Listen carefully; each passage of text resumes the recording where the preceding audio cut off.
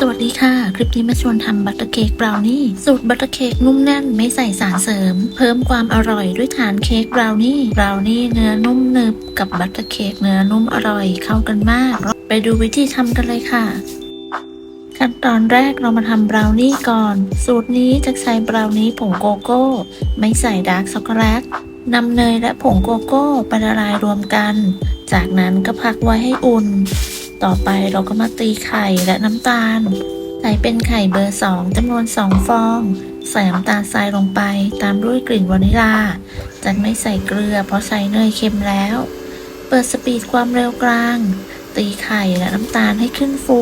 จนเป็นลักษณะครีมและมีสีอ่อนลงเมื่อได้แบบนี้แล้วก็ใส่เนยละลายและผงโกโก้ลงไปจากนั้นเปิดสปีดความเร็วกลางตีส่วนผสมให้เข้ากันเมื่อส่วนผสมเข้ากันดีก็ให้เราหยุดเครื่องและปาดสารผสมขั้นตอนต่อไปเราจะใส่แป้งอเนกประสงค์ลงไปตามด้วยเบกกิ้งโซดาร่อนแป้งลงไปในส่วนผสมจากนั้นใช้ไม้พายคนส่วนผสมให้เข้ากันด้วยความเร็ว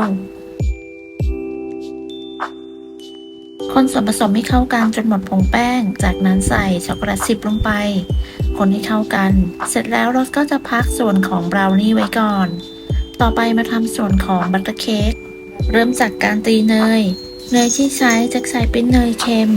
มีอุณหภูมิเย็นไม่แข็งแล้วก็ไม่นิ่มเกินไปเปิดสปีดความเร็วกลางตีเนยให้อ่อนนุ่มและกระจายตัวเมื่อตีเนยให้อ่อนนุ่มและกระจายตัวดีแล้วก็หยุดเครื่องและปาดชามผสมจากนั้นใส่น้ำตาลทรายลงไปจากไม่ใส่น้ำตาลเพราะใส่เนยเค็มเปิดสปีดความเร็วกลางตีส่วนผสมให้เข้ากันตีจนเนยและน้ำตาลเข้ากันจนขึ้นฟูเล็กน้อยและมีสีอ่อนลงจากนั้นหยุดเครื่องและปาดสารผสมขั้นตอนต่อไปเราจะใส่ไข่จะใช้เป็นไข่ไก่เบอร์2จำนวน2ฟองเติมกลิ่นวานิลาบัตเตอร์ลงไปแล้วคนให้เข้ากันจากนั้นเทไข่ลงไปในส่วนผสมแจ็คแบ่งใส่ไข่4ครั้งใส่ไข่ลงไปครั้งที่1จากนั้นก็เปิดสปีดความเร็วกลางตีให้เข้ากันจากนั้นหยุดเครื่องและปาดชามผสมแล้วก็ใส่ไข่ลงไปต่อแล้วก็ทำเหมือนเดิมตีให้เข้ากันปาดชามผสมทำแบบนี้ไปจนไข่หมดไข่ที่ใช้จะมีอุณหภูมิเย็นใส่ไข่ลงไปครั้งสุดท้าย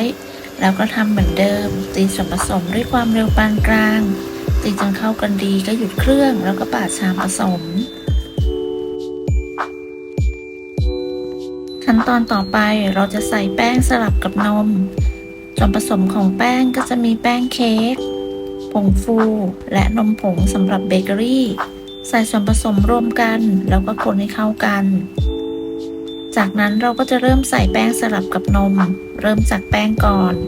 ใส่แป้งลงไปประมาณ1/3ร่อนลงไปในส่วนผสมใช้ไม้พายคนส่วนผสมให้เข้ากันจากนั้นเราก็จะใส่นมลงไปใส่นมลงไปครึ่งหนึ่งก่อนเสร็จแล้วเราก็จะตีด้วยความเร็วปานกลางเมื่อตีให้เข้ากันดีแล้วก็หยุดเครื่องปาดชามผสมต่อไปก็ใส่แป้งลงไปครั้งที่2ร่อนส่วนผสมของแป้งลงไปใช้ไม้พายคนส่วนผสมให้เข้ากันจากนั้นใส่นมสดที่เหลือลงไปทั้งหมดแล้วก็เปิดสปีดความเร็วปานกลางตีส่วนผสมให้เข้ากันเมื่อส่วนผสมเข้ากันดีก็หยุดเครื่องแล้วปาดชามผสมจากนั้นใส่แป้งครั้งสุดท้ายลงไปร่อนแป้งที่เหลือลงไปทั้งหมดเราก็ใช้ไม้พายคนส่วนผสมให้เข้ากัน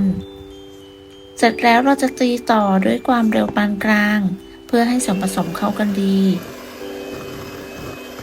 ขั้นตอนสุดท้ายให้ตีด้วยความเร็วต่ำประมาณ1 นาทีเพื่อเป็นการตัดอากาศจากนั้นก็หยุดเครื่องแล้วก็ปาดชามผสมจากนำส่วนผสมของบัตเตอร์เค้กไปใส่ในถุงบีบเพื่อความสะดวกในการเทส่วนผสมต่อไปเราจะนำไปใส่พิมพ์วันนี้แจ็คใส่เป็นถ้วยฟอยล์เป็นพิมพ์ถ้วยฟอยล์เบอร์4571เริ่มจากการตักส่วนผสมของบราวนี่ลงไปก่อน ตักในปริมาณประมาณ 160 กรัม จากนั้นบีบส่วนผสมของบัตเตอร์เค้กลงไป โดยใส่ไปประมาณ 140 กรัม จากนั้นปาดส่วนผสมให้เรียบเนียนและเสมอกัน สูตรนี้จะทำออกมาได้ 3 ถ้วยฟอยล์ จากนั้นเคาะเบาๆเพื่อไล่อากาศ ขั้นตอนต่อไปจะท็อปปิ้งด้านบนด้วยช็อกโกแลตชิพ หรือเพื่อนๆจะใส่อย่างอื่นก็ตามที่ชอบเลย เสร็จแล้วจะเคาะเบาๆเพื่อไล่อากาศอีกครั้งก่อนนำเข้าอบที่อุณหภูมิ 170 องศา ใช้ไฟบนล่างไม่เปิดพัดลม ใช้เวลาประมาณ 40 นาที เมื่อครบเวลาก็นำเค้กออกจากเตา แล้วก็พักเขาไว้ให้เย็น